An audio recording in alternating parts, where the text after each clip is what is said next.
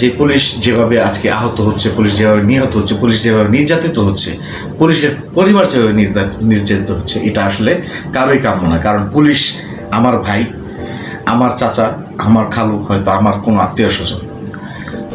এই নতুন পুলিশের কাছে এই ধরনের আচরণ আমরা আর কখনোই চাই না। পুলিশ হোক বাংলাদেশের বন্ধু, বাংলাদেশের জনগণের বন্ধু, আর সন্ত্রাসের জন্য আতঙ্ক।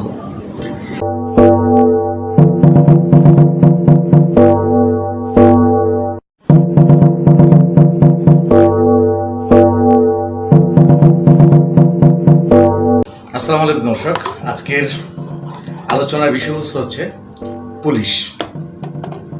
পুলিশ একটি দেশের অত্যন্ত গুরুত্বপূর্ণ এবং প্রয়োজনীয় একটি প্রশাসনিক ব্যবস্থা। পুলিশ ছাড়া কোনো দেশ নেই, পুলিশ ছাড়া একটি দেশ চলতেও পারে না। পুলিশ হচ্ছে জনগণের বন্ধু। পুলিশ যেখানে আছে সেখানে জনগণ নিজেকে নিরাপদ মনে করবে। আর পুলিশ অবশ্যই আতঙ্ক হবে। পুলিশ আতঙ্ক তাদের জন্যই হবে যারা দুষ্কৃতকারী। কিন্তু আসলে কি বাংলাদেশের পুলিশ জনগণের বন্ধু? আজকে বাংলাদেশের পুলিশ রাষ্ট্রীয় ভিলেন হিসেবে পরিচিত হয়েছে। কিন্তু এটা কি পুলিশের কাম্য ছিল নাকি বাংলাদেশের জনগণের কাম্য ছিল?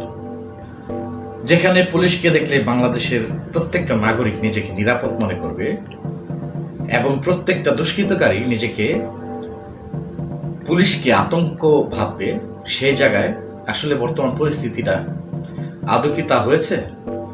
এই বিষয়গুলো নিয়ে আজকের বিস্তার পেছনে যে ছবিগুলো আপনারা এই মুহূর্তে দেখতে পাচ্ছেন, সেগুলো 2012 সালে আমার ক্যামেরা দিয়ে তোলা কিছু ছবি। তখন পুলিশকে এই ট্যাঙ্ক এবং নতুন অস্ত্রে সজ্জিত করা হচ্ছিল। ঠিক সেখান থেকেই পুলিশের এই নতুন চেহারার আবির্ভাব ঘটেছে, আস্তে আস্তে আবির্ভাব ঘটেছে। আমি প্রাসঙ্গিক বিষয়ে মূলে আলোচনার গভীরে যাওয়ার প্রথমে আমি আপনাকে আজকের পুলিশ লাইনে একটি ভিডিও আপনাদেরকে দেখাতে চাচ্ছি। চলুন ভিডিওটা আগে দেখে আসি। আমার বাচ্চাকে আমি দেখতে পাই নাই স্যার। আমি এক ফোঁটা লুকিয়ে আমি চলে গেছি, এরকম একটা পর্যায়ে এসেছি স্যার। আমাদের এই যে অধপতন স্যার, বাহিনী হিসেবে যে পরিচয় দিব আমি পুলিশ, এই পরিচয় দিতে স্যার ভয় লাগে, লজ্জা লাগে স্যার। একটা বাহিনীর ফোর্স হয়ে যে আমি নিজে পরিচয় দিব, আমার নিজের লজ্জা লাগে। আমি একটা ছোট উদাহরণ দিই স্যার। আমি আসার পর যতটুকু দেখছি, এই যে জাতীয় সংসদ নির্বাচন, শেষ যে নির্বাচনটা হয়ে গেছে, একক যে নির্বাচনটা হয়ে গেছে, পুলিশ কি ব্যবহার করে যে নির্বাচনটা হয়ে গেছে, নির্বাচনে সারা বাংলাদেশে এককভাবে মামলা হচ্ছে। কিছু মামলা গায়েবী মামলা, যে মামলাগুলো ভিত্তি নাই, এই মামলাগুলো আমাদের কি দিয়ে করাইছে। সাধারণ জনগণ যারা আছে, বিএনপি যারা আছে, জামাত, যে কিছু জানেই না, তাদেরকে আমাদের গ্রেফতার করা লাগছে স্যার। জনগণের মধ্যে আমাদের যে শত্রুতা, দৈরাত্ম সৃষ্টি হয়েছে স্যার, এই সাম্প্রতিক সময়ে একটা বিষয় থেকে আমাদেরকে নির্দেশনা দিচ্ছে যে এলাকায় কোনো বিএনপি জামাত থাকতে পারবে, এলাকায় কোনো অন্য হিন্দু ধর্মাবলম্বী কোনো কিছু থাকতে পারবে না। আমার এসপি স্যারকে তো আর মানুষ জানে না যে এটা আমার এসপি স্যারের কমান্ড ছিল, আমার ডিএজি স্যারের কমান্ড ছিল, এটা তো মানুষ জানে না। মানুষ জানে যে এটা আমি একজন সাব ইন্সপেক্টর, আমি এটা করছি। সন্তোষ নামে একজন সাব ইন্সপেক্টরকে মেরে রাখছিল কি সাম্প্রতিক সময় যখন প্রথম আন্দোলন শুরু হলো স্যার, সেই আন্দোলনে একটা গাড়ি ভাঙচুর হয়, সেটা সরকারবাদী একটা মামলা হয়। সেই মামলার আইন ছিল যাকে স্যার, এটা আইনের উপরে অনেক প্যাথেটিক একটা ঘটনা স্যার। আপনারা যে দেখছেন হয়তো স্যার, এখানে আপনাদের বিষয়টাও স্যার এখানে আসছে, আমরা সবাই এটা জানছি। তো এইরকম স্যার অনেক বিষয় আছে স্যার, আমরা কথা বলার কোনো সুযোগ থাকে না। আমরা চাই স্যার এই বাহিনীটাকে স্যার, এই যে রাজনীতিকরণ, এই রাজনীতিকরণ থেকে আমাদের দাবি দেওয়ার প্রধান যে বিষয়টা, সেটা হচ্ছে আমরা এই রাজনীতিকরণের মধ্যে তারা থাকতে চাই না। আমাদের স্যার এখানে কর্মবিরতি চলমান আছে স্যার, আমরা কর্মবিরতি নিয়েছি সারা বাংলাদেশে একই অবস্থা স্যার। এখানেও স্যার আমরা যখন প্রথম এখানে আসছি, আমাদের ম্যাক্সিমাম সবাই স্যার সিভিলে ছিল, ম্যাক্সিমাম সবাই সিভিলে ছিলাম। জানি না আমার অফিসার ইনচার্জ, আমাদের অফিসার আমাদেরকে সবাইকে যেভাবে হোক না কেন, ফোর্স হোক না যেভাবে হোক, আমাদের আমি স্যার পোশাক করি। তার মানে স্যার এরা যে আমি চাকরি করবো না, আমি একটা এডুকেটেড পার্সন স্যার। আমি ফিজিক্সে মাস্টার্স করছি ঢাকার কাছ থেকে। আমিও স্যার এই যে ছাত্র আন্দোলন করতে আমি পক্ষ, বাট এই পুলিশের সাথে সে প্রত্যেকটা হত্যাকাণ্ডের স্যার বিচার হোক। ছাত্র 200, 300, 400, 500 যা মারা গেছে, এটা বিচার হোক স্যার। আমরা চাই আমাদের যে সকল সিনিয়ররা স্যার কমান্ড করছে, যারা এগুলা করছে, তারা পার পেয়ে গেল কেন? তারা কিভাবে স্যার পার পেল? আমার এই প্রশ্নটা স্যার আমার থেকে যাচ্ছে, কেন যারা অন্যায় করলো, যারা আমাদেরকে মানুষের কাছে শত্রু হিসেবে দাঁড় করাই দিল, তারা কেন স্যার পালিয়ে গেল? তাদেরকে কেন কেউ আটকালো না স্যার? আমরা যারা এই ফিল্ড পর্যায়ে পেয়ে গেছি, প্রত্যেকটা মানুষের সাথে মিশে গেছি, আমরাই স্যার বিপদ গুলো। আমরা বিপদগ্রস্ত। কিন্তু স্যার দেখেন বাংলাদেশে এখন পর্যন্ত কতজন পুলিশ মারা গেছে, এই মারার সংখ্যাটা কতজন মারা গেছে এই সংখ্যাটা আমরা এক্স্যাক্টলি জানি না স্যার। একটা বাহিনী হিসেবে আমরা পরিচয় দিচ্ছি, বাট আমি জানি না যে আমার ফোর্স, আমার অফিসার রাস্তায় পড়ে আছে, কুকুরে লাশ খাচ্ছে স্যার। এই কথা দেখার মতো, বলার মতো কেউ নাই। আমরা আসছি স্যার যে আমরা একটা কার্যক্রম শুরু করবো, আপনারা এটা করেন ওইটা করেন, এটা না স্যার। আগে বুঝতে হবে স্যার আমাদের জায়গাটা কোন জায়গায় স্যার, আমাদের চাহিদাটা কোন জায়গায় স্যার, এটা উপলব্ধি করতে হবে স্যার। আপনারা আসছেন স্যার, আপনারা এই ক্লান্তি লগ্নে স্যার বাংলাদেশ সেনাবাহিনী আপনারা বাংলাদেশের সাথে ওতপ্রোতভাবে জড়িয়ে আছেন স্যার। আমরা চেষ্টা করি স্যার। এখন আমার বন্ধু বান্ধব অনেকে আছে যারা আমাকে নিয়ে ঘৃণা করতো, আমাকে খোঁচা মারতো, কোপ করতো, তারাই বলতেছে যে দাদা চলে কাজ কর, শুরু কর, উপলব্ধি করতেছে স্যার। বাংলাদেশে সর্বপ্রথম স্বাধীনতার যুদ্ধে বাংলাদেশ পুলিশ রাজারবাগে যে প্রতিরোধ গড়ে তুলেছিল, এটা তো অস্বীকার করা ভিডিওর এই জায়গায় আমি একটু পজ করলাম। এই জায়গায় উনি একটি কথা বলছিলেন, পুলিশ এমন একটি বাহিনী, যে বাহিনী 1971 সালে প্রথম হানাদার বাহিনীর বিরুদ্ধে এই বাংলাদেশ রাজারবাগ পুলিশ লাইনে তারা অস্ত্র হাতে নিয়েছিল। এটা অবশ্যই গর্বিত হওয়ার মতন একটি বিষয়, বিশেষ করে পুলিশ বাহিনীর কাছে এটা তো অবশ্যই।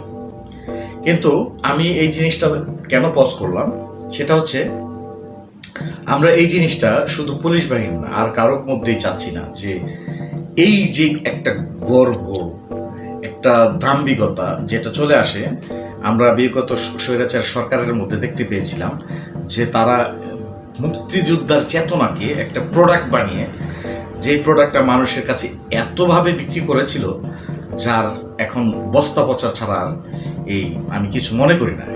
আগামী প্রজন্ম এই চেতনাকে, মুক্তিযোদ্ধার চেতনাকে, একটা সুন্দর উদ্যমকে, এটা আসলে তাদের কাছে বস্তা পচা হিসেবে, একটা প্রোডাক্ট হিসেবে উপস্থাপন করার চেষ্টা করেছেন এই বিগত স্বৈরাচার সরকার। তেমনিভাবে পুলিশ বাহিনী যেন এই প্রসঙ্গটি নিয়ে আসলে কোনো চেতনার মধ্যে নিয়ে না আসে। কেননা আমি ঠিক এই বক্তব্যটি আরও কয়েকজন পুলিশের মধ্যে আমি ভিডিওতে দেখতে পেরেছিলাম, তারা বারবার এই কথাটাই বলছিল যে আমরা পুলিশ বাহিনী সর্বপ্রথম মুক্তিযোদ্ধার বিপক্ষে, হানাদারের বিপক্ষে অস্ত্র হাতে নিয়েছিলেন।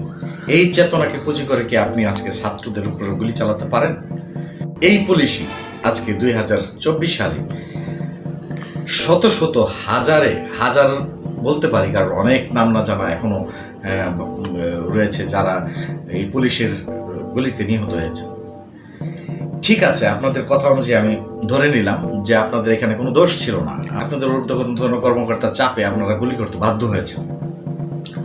কিন্তু তখন বারবার নানান অ্যাঙ্গেল থেকে তখন আপনাদেরকে বারবার সাবধান করা হচ্ছিল, অনেকেই সাবধান করেছিল। আমি ইউটিউবে দেখতে পেরেছিলাম যে ভাই, আপনারা পুলিশ, আপনারা আমার ভাই, আমার ছেলে, আমার সন্তান, আপনারা এই দেশের নাগরিক, আপনারা আমাদের মতনই মানুষ, আপনারা এই ছাত্রদের উপর, নিরীহ জনতার উপর গুলি চালাবেন না। প্রয়োজনে আপনারা আপনাদের চাকরি থেকে অব্যাহতি নিন, এই চাকরি আপনারা সসম্মানে ফেরত পাবেন। কিন্তু আপনারা হয়তো তা করতে পারেননি, আমি জানি না ঠিক। আমি অনেকের সাথে, আমার পরিচিত কিছু বন্ধু বান্ধব এবং পরিচিত কিছু পুলিশ বাহিনীর সদস্য রয়েছেন, তাদের সাথে আমি কথা বলেছি। তারা অনেকেই, আমি বলেছিলাম ভিডিওতে কথা বলার জন্য, তারা এই ভিডিওতে কথা বলতে রাজি হননি। তো আমি যতটুকু শুনতে পেরেছি তাদের কথা হচ্ছে যে আমরাও একই রকম আতঙ্কে ছিলাম এই সরকারের, কারণ কেননা এই সরকার কোনো মানুষের পর্যায়ে ছিল না। আমি যদি চাকরি থেকে অব্যাহতি নিতাম তাহলে হয়তো আমার পরিবারের উপর বা আমাকে এই বলির পাঠা বানানো হতো। যেই হত্যাগুলো হয়েছে, সেই হত্যার দায় আমার উপর চাপিয়ে দেওয়া হতো। তাই আমরা অনেকেই এই কাজটি করতে পারিনি। কিন্তু আমরা অনেকেই আছে, আমি আরেকটি ভিডিওতে দেখেছিলাম, একটি ছেলে খুবই তরুণ, সে এসএসসি পরীক্ষা দিয়ে পুলিশে জয়েন করেছে কনস্টেবলে। সে বারবার বলেছে আমার হাত রক্তাক্ত হয়নি, আমি অপবিত্র না, আমি এই পোশাককে এখনও আমি সম্মান জানাই। কিন্তু আমাদের ভিতরে যে কুকুর শ্রেণীর লোক ঢুকে গিয়েছিল, তাদের নির্দেশনা, সেই হায়ানাদের আক্রমণের শিকার হয়ে আমরা বাধ্য হয়েছি গুলি করতে। তারপরও আমাদের পরিচিত অনেক বন্ধু বান্ধব রয়েছে, ওই ছেলেটি বলছিল আমাদের পরিচিত অনেক বন্ধু বান্ধব রয়েছে যারা কিনা গুলি না করে গুলিকে তার পকেটে রেখে দিয়েছিল, যে বোঝাতে চেষ্টা করেছিল যে এই গুলিগুলি তারা করেছে, কিন্তু আসলে তারা গুলি করেনি। যাই হোক, আসলে এই প্রসঙ্গে আমি আরেকটু কথা বলতে চাচ্ছি।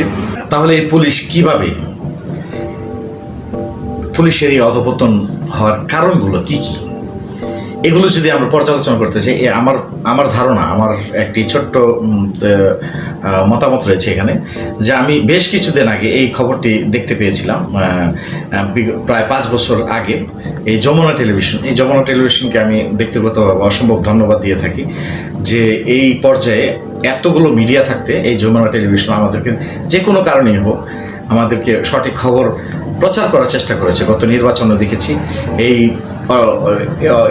কোটা আন্দোলনের মধ্যেও দেখেছি যমুনা টেলিভিশন একমাত্র টেলিভিশন বাংলাদেশের যে কিনা নিরপেক্ষ হওয়ার চেষ্টা করেছে। কতটুকু হয়েছে সেটা আপনারাই বলবেন। তো আমার কাছে মনে হয়েছে নিরপেক্ষভাবে তারা অনেকটাই উপস্থাপন করার চেষ্টা করেছে। এই যমুনা টেলিভিশন গত 5 বছরের আগের একটি রিপোর্ট আপনাদের কাছে আংশিক কিছুটা দেখাতে চাচ্ছি, যেখানে আপনারা দেখতে পাবেন যে এক এক পর্যায়ে যেভাবে পুলিশের নিয়োগ দেওয়া হয়, সেই পুলিশগুলোকে যে একটা অঞ্চলের যে কোটাগুলোকে কীভাবে তারা অপব্যবহার করে এই পুলিশগুলো নিয়োগ দিয়েছে, সেটার কিছু ফুটেজ আমরা দেখে আসি। 2014 সালের সবশেষ হিসেব বলছে বর্তমানে কনস্টেবল থেকে আইজিপি পর্যন্ত 1,54,921টি পদ আছে, আর বাংলাদেশে 1,133 জন মানুষের বিপরীতে রয়েছেন মাত্র 1 জন পুলিশ। কনস্টেবল পর্যায়ে নিয়োগের 2টি তালিকা সংগ্রহ করে টিম 360 ডিগ্রি। তালিকায় দেখা যায় ঢাকা জেলার কেরানীগঞ্জ এবং ধামরাই উপজেলার কয়েকটি গ্রামে শত শত তরুণ পুলিশের নিয়োগ পেয়েছেন। আমরা এই নিয়োগ প্রক্রিয়া যাচাই করে দেখতে চাই।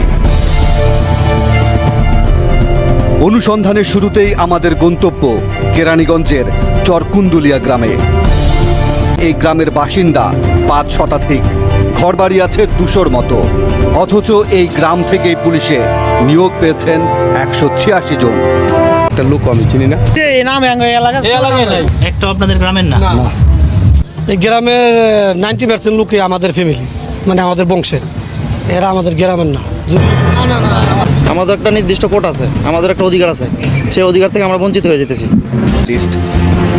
যেসব পুলিশ সদস্য এই গ্রামের ঠিকানায় চাকরি পেয়েছেন তারা এখানকার ভোটার কিনা তাও একটু খতিয়ে দেখা দরকার। যে লোকগুলা মাসুদুর রহমান, এই গ্রাম থেকে চাকরি পাওয়া একমাত্র ভাগ্যবান তরুণ তিনি। রামদালি ঠিকানাতে অনেকেই ভয় ঠিকানাতে চাকরি নিতেছে, সেজন্য আর কি আমাদের ছেলেপেলে চাকরি পাইতেছে না। গ্রাম থেকে আমরা 500 জন ছেলেপেলে গিয়েছিলাম, সেখান থেকে শুধু আমার একা চাকরিটা হয়েছে। আমাদের হাতে থাকা তালিকার 36 জনের মধ্যে 35 জনকে এই গ্রামে খুঁজেই পাওয়া গেল না। কিন্তু পুলিশের নিয়োগ পাওয়া যুবকরা কিভাবে এই গ্রামের বাসিন্দা হলেন জানতে চাই স্থানীয় ইউনিয়ন পরিষদের চেয়ারম্যানের কাছে। এখন এইগুলা আমাকে বন্ধ করার উপায় নেই। মানে আমরা একটা জিনিস বুঝি, সেটা হলো যদি আমাদের কাছ পর্যন্ত আসে, ভেরিফিকেশন আসে, কিংবা যদি কোনো সংস্থা আসে, তাহলে কোনটা ভুয়া আমরা লিখিত দিয়ে তাকে দিয়ে দিতে পারি। তার মানে এই গ্রামের ঠিকানা ব্যবহার করে যারা চাকরি নিয়েছেন তাদের কারো ঠিকানা সঠিক নয়। তাহলে প্রশ্ন হলো, তারা কিভাবে চাকরি পেলেন এবং তাদের আসল ঠিকানাই বা কোথায়? তার মানে হচ্ছে যে এই যে একটা অঞ্চল থেকে পুলিশগুলো নেওয়া হচ্ছে, কিন্তু তার বাড়ি কোথায়, কিভাবে তার পরিচয়, কোনো কিছু জানা হচ্ছে না। তাহলে তারা কারা, কাদেরকে এই পুলিশ বাহিনীতে জয়েন করানো হয়েছিল? নিশ্চয়ই এই আওয়ামী স্বৈরাচারী সরকার তার পালিত কিছু গুন্ডা, অথবা আমাদের পার্শ্ববর্তী কোনো দেশে যারা আমরা শঙ্কিত ছিলাম যে এই পুলিশ বাহিনীর মধ্যে আমাদের প্রতিবেশী কোনো দেশের অবৈধভাবে আনা কিছু গুন্ডা বাহিনীও ছিল। এই ব্যাপারটা আসলে আমার কাছে মনে হয় কিছুটা সত্য। আরেকটি ব্যাপার এখানে না বললেই নয়, পুরো স্বৈরাচারী, আমি সরাসরি বলি, প্রেসিডেন্ট এরশাদ একজন স্বৈরাচারী ছিল। উনি এই পুলিশ বাহিনীকে একইভাবে নিয়ন্ত্রণ করার চেষ্টা করেছিল। উনিও পুলিশ বাহিনীকে এইভাবে আসলে কলুষিত করেছিল। পরবর্তীতে 90-এর গণ আন্দোলনের মাধ্যমে যখন স্বৈরাচারের পতন হয়েছে, পরবর্তীতে আমরা দেখতে পেয়েছিলাম এই পুলিশ বাহিনীকে নতুন করে ঢেলে সাজানো হয়েছিল। কেননা আসলে তখনও সাধারণ মানুষের একটি ঘৃণা পুলিশের মধ্যে চলে এসেছিল, যার কারণে ওই পুলিশের ওই ড্রেসটাকে আবার নতুন করে চেঞ্জ করা হয়েছিল, যেন ওই আগের ড্রেসটা দেখলেই মানুষের মধ্যে যে ঘৃণা ভাবটা চলে আসতো সেটা যেন মানুষের মধ্যে না আসে, এটা একটা স্বাভাবিক ব্যাপার। তখন এই পুলিশের ড্রেসটাকে চেঞ্জ করা হয়েছিল।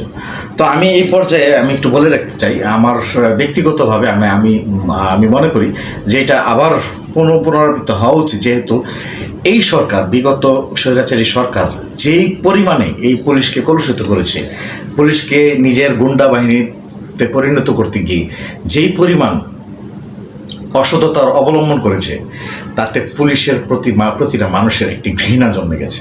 এই পুলিশের ড্রেস দেখলে আবার মানুষ আতঙ্কিত হবে, ঘৃণিত হবে। যার কারণে আমার ব্যক্তিগত একটি দাবি যে যেহেতু পুলিশ প্রশাসনকে আবার নতুন করে সুন্দর করে ঢেলে সাজানোর একটা প্রচেষ্টা চলছে, সেহেতু এটাতে আমার সহমত থাকবে যে পুলিশের যে মনোগ্রাম, এই মনোগ্রামের মধ্যে নৌকার একটি চিহ্ন আমরা দেখতে পাচ্ছি। পুলিশের এই মনোগ্রামের মধ্যে এই যে নৌকার যে চিহ্নটা দেখতে পাচ্ছি, এটা উঠিয়ে ফেলতে হবে।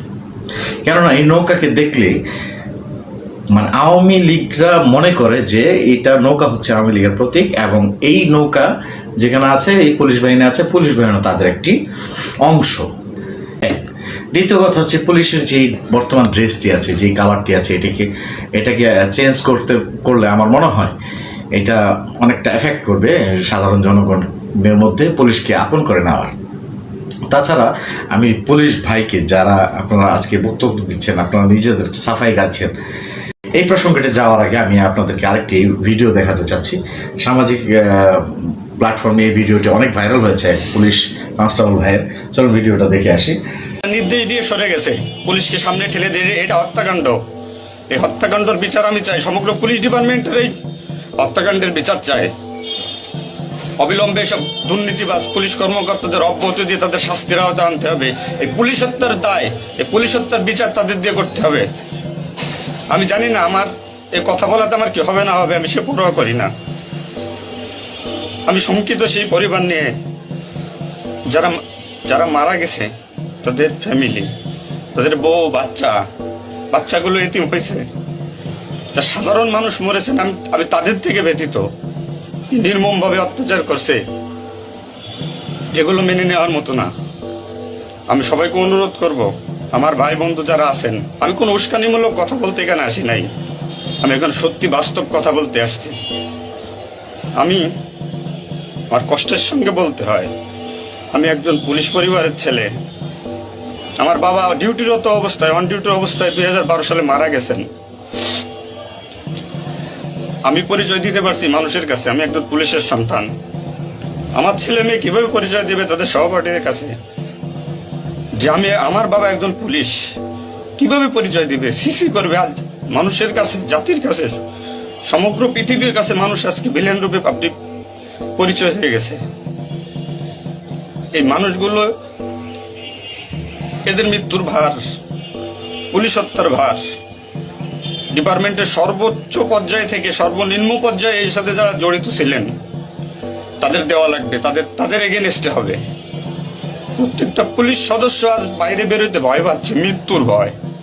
এখনো অনেক জায়গায় আমি নিউজ পাইলাম সকালবেলা, অনেকে পুলিশ মরে গেছে, তার কোনো হদিস নাই।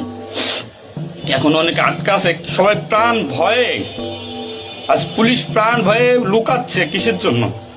আপনাদের কারণে, আপনাদের স্বার্থ উদ্ধারের কারণে পুলিশকে ব্যবহার করছেন প্রত্যেকটি ক্ষেত্রে।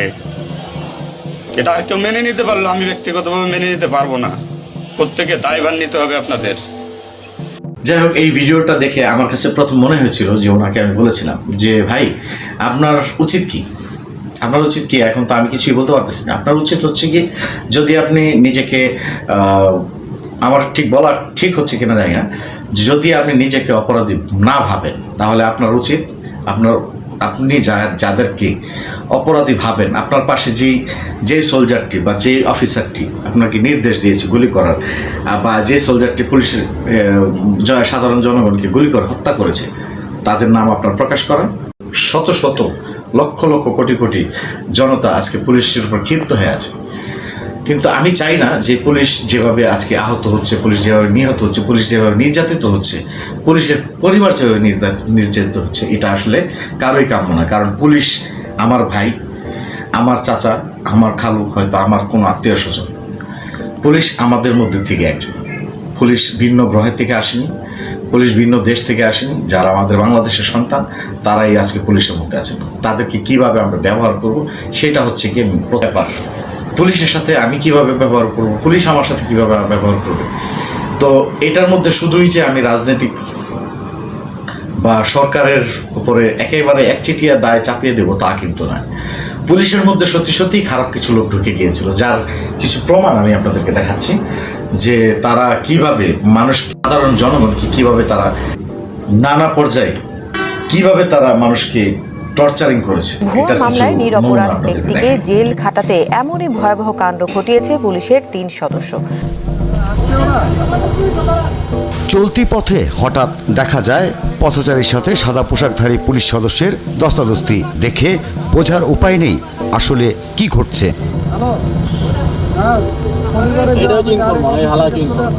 কিছুক্ষণ পর পুলিশ জানায় তারা খলিলুর রহমান নামের একজন চিহ্নিত মাদক কারবারিকে ধরেছে, যার কাছে 135 পিস ইয়াবা পাওয়া গেছে। কিন্তু 71-এর ক্যামেরায় ধরা পড়ল অন্য চিত্র। ছবিতে দেখা যাচ্ছে ধস্তাধস্তির এক পর্যায়ে রুবেল নামের পুলিশের একজন কথিত সোর্স একটি প্যাকেট দেয় এএসআই মাহবুবুল আলমকে।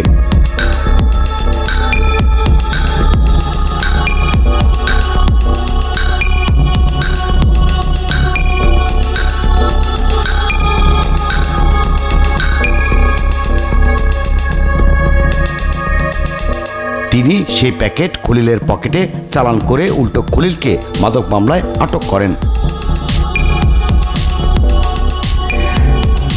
এই সময় শুধু পুলিশের খারাপই ছিল না, পুলিশের মধ্যে ভালো লোকও ছিল। এই তো আসলে পুলিশের মধ্যে সবাই যে খারাপ ছিল, সবাই যে ভালো ছিল তাও না। তো আমরা চাই পুলিশের মধ্যে খারাপ যে লোকগুলো ছিল তাদের শাস্তি হোক। পুলিশের যে ভাইয়েরা মারা গিয়েছে এই আন্দোলনে, এই মৃত্যুর শাস্তি হোক। আসলেই কারা এই মৃত্যুর পিছনে জড়িত ছিলেন তাদেরকে উদ্ঘাটন করা হোক। আমার মনে হয় এটা পুলিশ সদস্য আরও ভালো করে জানতে পারবে এরা কারা, এরা কি আসলেই ছাত্র ছিল, জনতা ছিল, নাকি সুবিধালোভী কিছু লোক এখানে ঢুকে এই কাজগুলো করেছে। তা আমি চাই তাদেরও বিচার হোক। কেননা আমি ব্যক্তিগতভাবে যেই মানুষগুলাকে পুলিশ ভাইদেরকে আমি চিনি, আমার পরিচিত যে ভাইয়েরা পুলিশের মধ্যে আছে, আমার পাশেই একজন, আমার ডান পাশে একজন পুলিশ ফ্যামিলি আছে, আমার বাম পাশে একজন পুলিশ ফ্যামিলি আছে। আমি ব্যক্তিগতভাবে তাদেরকে চিনি। তারা অমায়িক মানুষ, তারা অমায়িক মানুষ। তারা এই সংগ্রামে তারা মনে প্রাণে চেয়েছিল যে আসলে কোটা আন্দোলনের যেই পক্ষে ছিল, কিন্তু তারা কিছু মুখ ফুটে কিছু বলতে পারেনি। এটা আমি একেবারে একান্ত ব্যক্তিগত একজন সাক্ষী। কিন্তু তারপরও পুলিশকে যেভাবে ব্যবহার করা হয়েছিল, যার জন্য পুলিশ আজকে কলুষিত হয়েছে, আমি চাই নতুন করে পুলিশ হোক। আর আমিও সেই পুলিশের আতঙ্কে থাকতে চাই না। হয়তো আমি আজকে ভিডিওটি বানানোর কারণে কালকেই আবার যখন নাকি পুলিশ নতুনভাবে আসবে আমাকে এই কারণে অ্যারেস্ট করতে পারে যে পুলিশের বিরুদ্ধে কেন আমি বক্তব্য দিয়েছি। এই নতুন পুলিশের কাছে এই ধরনের আচরণ আমরা আর কখনোই চাই না। পুলিশ হোক বাংলাদেশের বন্ধু, বাংলাদেশের জনগণের বন্ধু, আর সন্ত্রাসের জন্য আতঙ্ক। এই বলে আজকের ভিডিওটি সমাপ্ত করছি। আসসালামু আলাইকুম।